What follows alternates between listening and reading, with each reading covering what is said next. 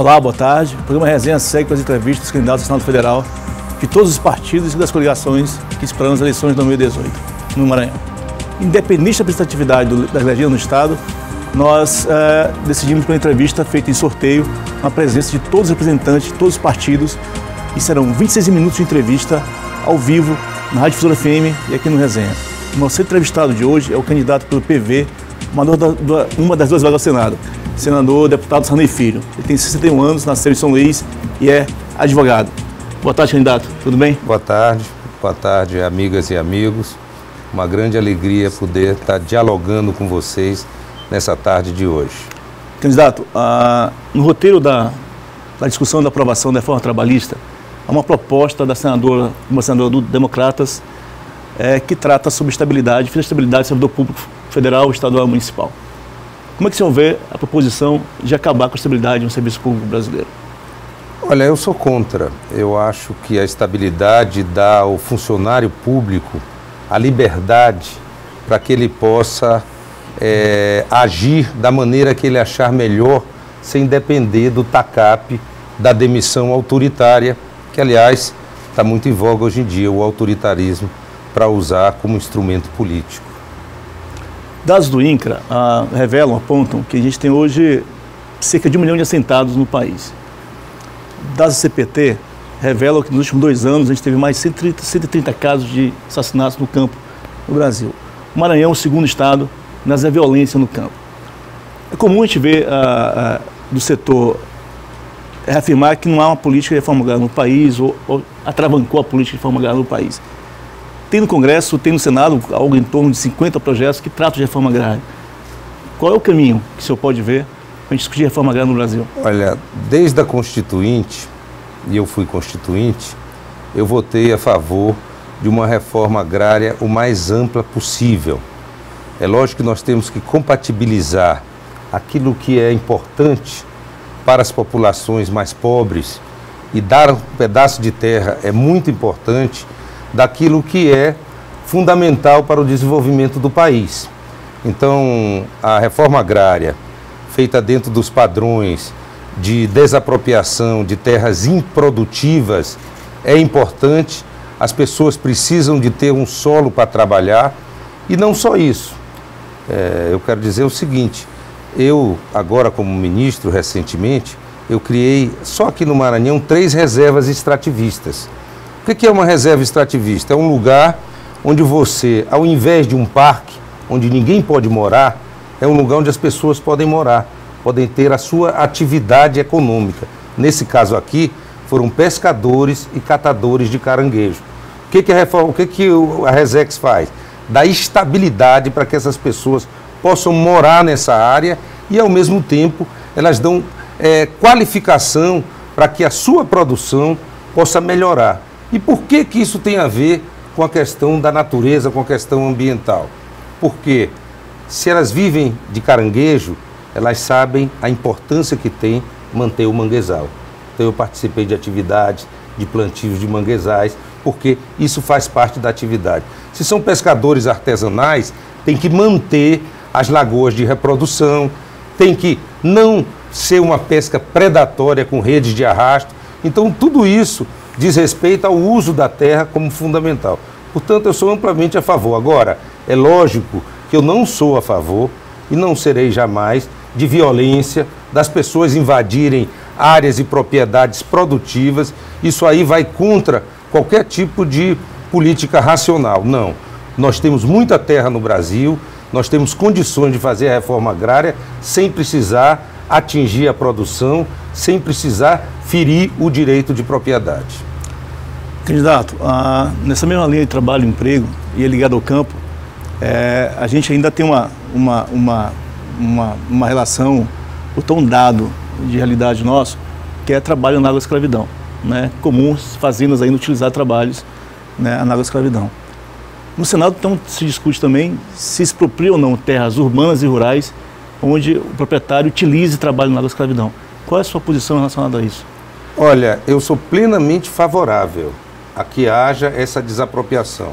Agora, o que não pode haver é politização, ideologização das questões. É preciso que realmente esteja comprovado que esse proprietário estava usando as pessoas como escravo, e aí sim ele merece ser punido com a sua desapropriação. Mas é preciso que isso fique claro, porque hoje o que eu tenho ouvido das pessoas que são contra, e eu sou a favor dessa lei, é que existem abusos, existem enganos, existem falta de conceito definitivo. Então é lógico, dentro daquilo que eu disse, que não se pode, para resolver um problema, criar outro problema, eu acho que essa questão tem que ficar bem clara, tem que ficar bem comprovado que realmente esse proprietário da terra ou essa empresa que detém a propriedade da terra estava usando as pessoas de maneira análoga à escravidão, e aí sim, sem dúvida, não merece só desapropriação não, merece prisão. Quando você fala de definição de conceito, né, desse abuso, isso tem a ver, isso o senhor aponta a relação de trabalho que está posta ali, que isso não é esclarecedora, ou da forma como se chega até lá esses trabalhadores? Veja bem, eu ouvi alguns exemplos de pessoas dizendo o seguinte, olha, eu fui acusado lá na Câmara mesmo, né? Alguns parlamentares ligados ao agronegócio disseram, olha, eu fui acusado de que na minha propriedade os empregados, o banheiro não estava adequado, o banheiro estava distante. E com isso o fiscal disse que eu estava empregando pessoas como semi-escravos. É evidente que, é lógico que precisa de banheiros decentes, adequados, mas é evidente que isso não justifica a prisão e a expropriação. Então é preciso que fique claro se as pessoas estavam sendo mantidas ilegalmente, estavam sem receber salário, e aí sim, tem que expropriar essa terra e tem que prender esse aí, porque isso não é mais admissível no mundo de hoje. O senhor é parlamentar, a Constituição Federal tem uma previsão, não regulamentada ainda, que é imposto sobre grandes fortunas. O último debate no Senado é uma PLS que, na verdade, estabelece até um valor. A partir de 2,5 milhões de reais, esse patrimônio passa a ser tributado. Qual é a sua posição sobre o imposto sobre grandes fortunas, que até hoje não se regulamenta? Importantíssima essa sua pergunta, porque, por isso que eu disse, é bom a gente estar num programa como esse, que a gente pode falar sobre aquilo que pouca gente conhece. Eu sou o autor de uma das leis mais antigas taxando as grandes fortunas. Inclusive, quem está relatando esse projeto na Câmara é a deputada Jandira Fegali, do PCdoB. E eu tenho pedido para ela pressa nessa análise, porque eu acho que esse meu projeto vai dar recursos, retirar justamente das grandes fortunas, para que a gente não possa penalizar com impostos elevados os mais pobres. O que vem ocorrendo, infelizmente, até aqui no Maranhão. Candidato, em março desse ano, o governo brasileiro foi condenado pela Comissão Interamericana de Direitos Humanos por conta de uma demarcação de terra dos índios, se não me engano, em Chucuru, em Pernambuco. O senhor tem uma atuação, né, com esse setor, quanto ministro, quanto parlamentar e tal. O que se comunica, geralmente, é que assim, um dado é a eficácia das ações para garantir a posse da terra, e outro, a dificuldade jurídica disso, né, de ser enfrentada. Até quando a gente, no Brasil, a gente vai ter dificuldade na relação com demarcação de terras indígenas, o reconhecimento de territórios de comunidades tradicionais? Olha, todos que conhecem meu trabalho sabem que eu dediquei grande parte da minha atividade justamente na defesa dessas minorias. Os quilombolas e os povos indígenas, agora mesmo como ministro de Estado, eu consegui recursos para que a gente fizesse vários projetos em terras indígenas e vários projetos também no que diz respeito aos quilombolas. Eu estou vendo que tu estás olhando aqui um pouco coisa, eu também trouxe aqui um resumo de algumas ações minhas, tanto no Legislativo quanto no Executivo. E é numeroso, é lógico, não vou dizer tudo, mas dentre essas ações eu gostaria de ressaltar duas aqui. Instituída a mesa de diálogo com as quebradeiras de coco babaçu para a proposição, articulação, execução e monitoramento de políticas públicas e ações socioambientais junto a este segmento. Eu também aumentei o preço do produto da biodiversidade, o preço do babaçu, o preço do açaí, o preço de produtos oriundos do extrativismo, Eu consegui, tão logo cheguei no Ministério, aumentar esse preço e organizei a mesa de quebradeiras de coco. Tem outra coisa aqui que eu acho importante. A primeira oficina de gestão territorial e ambiental dos territórios quilombolas. E mais adiante, aqui tem muitas páginas, infelizmente a gente não tem tempo. A regra do programa permite. Não, eu sei, porque o programa quer esclarecer. E aqui, eu estou dizendo que tem muita coisa que eu fiz aqui no Maranhão, é só do Maranhão. Então aqui tem outra coisa importante.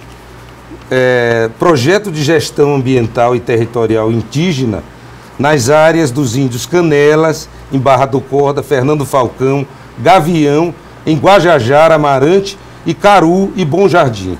Então, esses territórios indígenas receberam recursos do Ministério do Meio Ambiente para que a gente pudesse planejar e, é lógico, melhorar a situação dessas comunidades. Também aqui, acho importante, 3 associações do Maranhão receberam apoio financeiro e projetos de fortalecimento da gestão ambiental e territorial em comunidades quilombolas.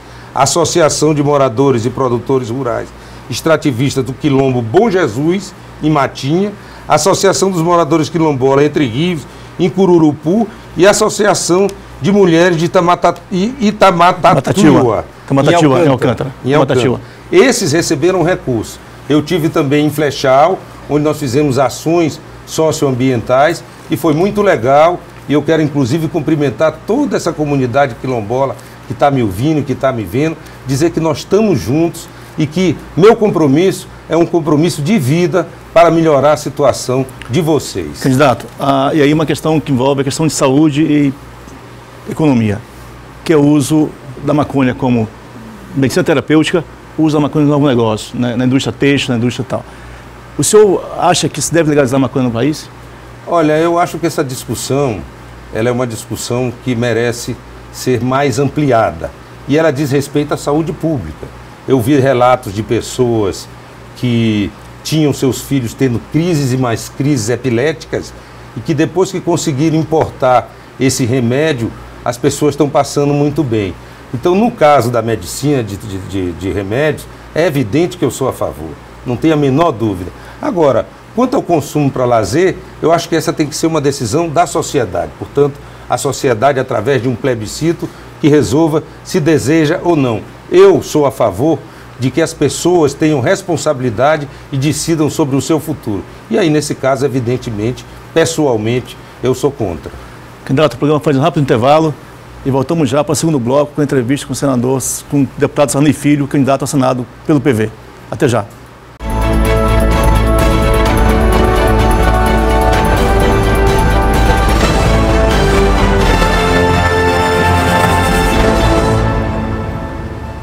De volta ao vivo com o programa Resenha, aqui na TV Difusora e na Rádio Difusora FM, nas eleições 2018. Aqui no estúdio, o candidato a senador pelo PV, deputado Sarney Filho. Deputado, agora a gente vai ouvir 3 questões feitas por telespectadores, por leitores na rua, né? E a primeira pergunta é do bombeiro hidráulico Clóvis Barbosa, feita ao candidato esta quarta-feira. Solta o Clóvis Barbosa. O que é que eles têm para fazer para nossos, né, para o nosso jovem, para melhorar a nossa educação, que hoje está um pouco defasada? Então, uma pergunta sobre educação genérica. Muito boa essa pergunta, porque permite a gente abordar 2 assuntos que são muito importantes para mim: juventude e educação. Primeiro, eu quero dizer que a causa que eu defendo, a causa ambiental, a causa da natureza, ela é uma causa que muitas das vezes você está defendendo o direito daqueles que nem nasceram ainda. É uma causa atual, contemporânea, jovem. Quando você defende que não se polua uma água, você está defendendo a saúde pública, você está defendendo o pescador, você está defendendo a economia. Então, tem tudo a ver a causa que eu luto, que é a causa da natureza, com a defesa dos mais pobres, dos mais humildes. E é por isso que eu assumi essa causa. Não existe meio ambiente sem a defesa da igualdade, sem a defesa do combate à pobreza. Portanto, essa é uma questão importante para mim e que eu tenho ao longo da minha vida lutado para que ela cada vez mais a gente possa solucionar e dar foco a essa questão. No que diz respeito à educação, é realmente lamentável, porque, pelo que eu tenho visto, a educação no nosso estado, ela está se resumindo muito mais à fachada do que a conteúdo. E essa preocupação minha, ela se reveste ainda de um caráter mais preocupante, porque eu já ouvi algumas falas do governo estadual, na qual eles dizem claramente de que estão fazendo uma verdadeira revolução. Mas essa revolução é uma revolução no papel, é uma revolução na propaganda, porque na realidade os nossos índices não melhoraram de educação, pioraram, como os nossos índices de pobreza também. A pobreza no Maranhão nos últimos 3 anos e meio aumentou, o desemprego no Maranhão está acima da média nacional. Então eu acho que nós temos que cuidar da educação verdadeiramente e principalmente fazer uma educação moderna. Por que não incluir a educação ambiental? Eu sou o autor da lei de educação ambiental que hoje existe no país. Fui eu o autor. É uma lei que deve ser transversal, mas é uma lei importante. Hoje, quando você liga a televisão, você vê que há episódios de meio ambiente em todo o mundo. É a onda de calor na Europa que está matando, são os incêndios no Canadá, é o furacão. Então, o que a gente está vendo é que existe um desarranjo ambiental no mundo. Aquilo que se retira da natureza, a natureza já não consegue repor. Daí essa dificuldade ambiental. Então, só através da educação no sentido amplo e da educação ambiental no sentido estrito, é que nós vamos poder reverter essa tendência, é que nós vamos poder garantir aos nossos filhos e aos nossos netos um mundo melhor. Porque senão nós vamos deixar como herança um mundo muito pior, um mundo poluído, um mundo desmatado, um mundo em que nem as belezas naturais, como os nossos pássaros, nossos bichos, a gente possa admirar mais. Porque eu tenho dito sempre, olha, os bichos, as árvores, os peixes, eles vivem sem o homem, mas o homem não vive sem eles. Então é preciso que a gente se eduque para que a gente possa conviver harmonicamente com os serviços que a natureza presta ao bem-estar do ser humano. Candidato, a segunda questão da estudante Gabriela Diniz. Vamos lá? Qual a posição dele em relação ao aborto? Porque sabemos hoje em dia que o aborto é uma questão política e, além de tudo, da saúde da mulher e uma questão da saúde brasileira. Perfeito.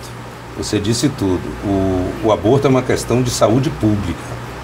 É uma questão que às vezes confronta a vida da mãe e a vida do feto. Então eu sou sempre a favor da vida. Nunca serei a favor da morte. Sempre a favor da vida.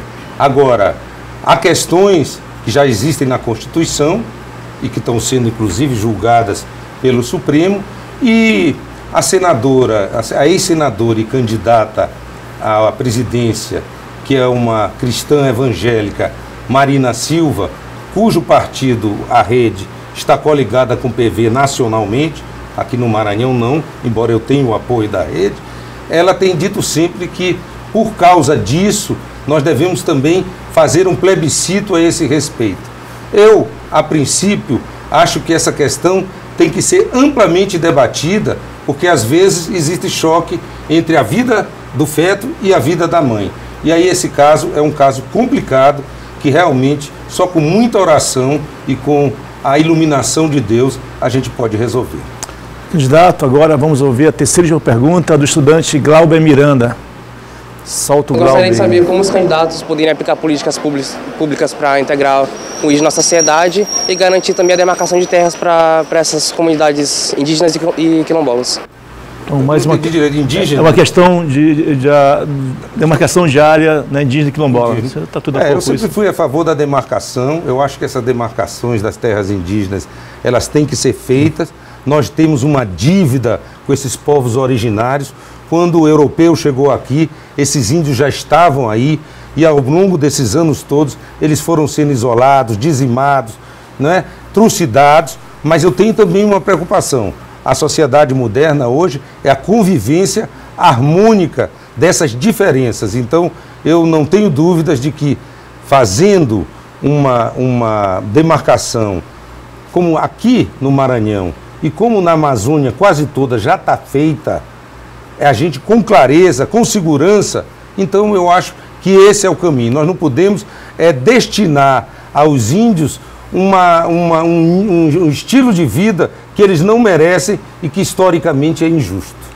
Candidato, vamos tratar uma questão próxima a gente, que é o CLA, né, que é a relação e aí da possibilidade do acordo aeroespacial Brasil-Estados Unidos, que prevê a ampliação do licenciamento de Alcântara.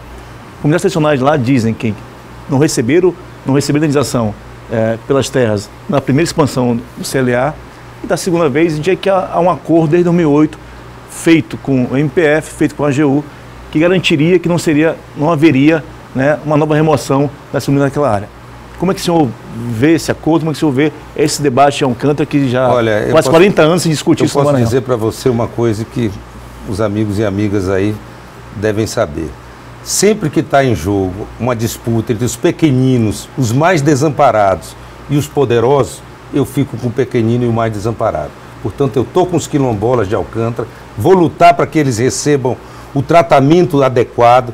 Se houver possibilidade de que eles continuem lá, eles vão continuar lá, terão o meu apoio, e se houver qualquer disputa, o deputado e, com a ajuda de vocês, futuro senador, com o voto de cada um, do senhor e da senhora, do jovem que está me ouvindo, eu vou defender os quilombolas, eu vou defender o desenvolvimento sustentável, eu vou defender o Brasil verdadeiro. Uma PLS, você está tratando da política, uma PLS hoje no Senado, que trata sobre a possibilidade do prefeito ser candidato a prefeito em um outro município, né? Uma região, né? A PLS propõe a proibição. Se o senhor é prefeito de São Luís, não pode ser prefeito de Ribamar, não pode ser prefeito na Raposa e Passo Lumiar. Como é que o senhor vê essa proibição, né, desse mandato contínuo para prefeito e vice-prefeito? Olha, eu sou contra tutelar o povo. O povo é soberano. Se há um prefeito bom em Ribamar e quer disputar depois em Passo do Lumiar, que a lei não proíba, que o povo decida. Nós estamos muito subjugados, nós estamos muito cheios de regras. A gente sufoca a vontade do povo às vezes. Deixa o povo decidir, gente. O povo é que decide. Então eu sou contra. Eu acho que quando existe a vontade popular, nós temos que respeitar e dar a ela o poder e a soberania devida. Candidato, nesse momento o senhor tem agora, a partir de agora, 2 minutos para fazer suas considerações finais aqui no Resenha. Bem, meus amigos e amigas, eu quero dizer a vocês que no Senado Federal eu estarei, se eleito for, com a ajuda de vocês, eu estarei a serviço do Maranhão, a serviço do Brasil. O Senado é uma guerra, Brasília é uma guerra.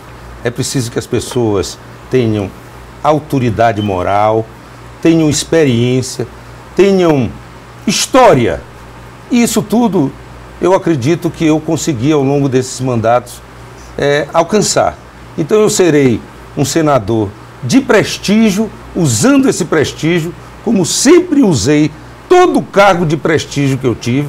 Fui presidente da Comissão Mista de Orçamento do Congresso Nacional, fui relator de LDO, fui ministro 2 vezes. Em todos esses momentos eu ajudei o Maranhão e ajudei as prefeituras do Maranhão. Então agora no Senado vou me dedicar para, nesse momento de crise, trazer dinheiro para o Maranhão, para que a Rosiana possa fazer um grande governo, voltar aos programas sociais e aí sim a esperança voltar a sorrir no rosto do cidadão maranhense. O senhor tem 1 minuto ainda. Então eu aproveito esse minuto para dizer o seguinte: olha, nós temos na candidatura, são 6 votos. O primeiro voto é para federal, o segundo voto é para estadual, mudou. O primeiro agora é federal, o segundo estadual. O terceiro, um voto para o Senado, e o quarto, o outro voto para o Senado, o quinto, governadora, e o sexto, presidente da República. Então, se você já tem um candidato ao Senado e quiser me dar a esperança e quiser apostar na experiência e no convívio com a juventude, você me ajude a que eu chegue lá com o seu segundo voto. Então, quero aproveitar para pedir a você o voto para o Senado, seja primeiro, seja segundo. Candidato, muito obrigado. E o Resenha, às vezes, número 18, termina agora. Agradeço ao deputado Sarney Filho, candidato do PV ao Senado. Muito obrigado a você, telespectador, que nos acompanhou nessa terceira entrevista. Amanhã, aqui no Resenha, na Difusora FM, ao vivo, receberemos a Elisiane Gama, candidata do Partido Popular Socialista do PPS, candidata ao Senado do PPS. Até lá, boa tarde, muito obrigado.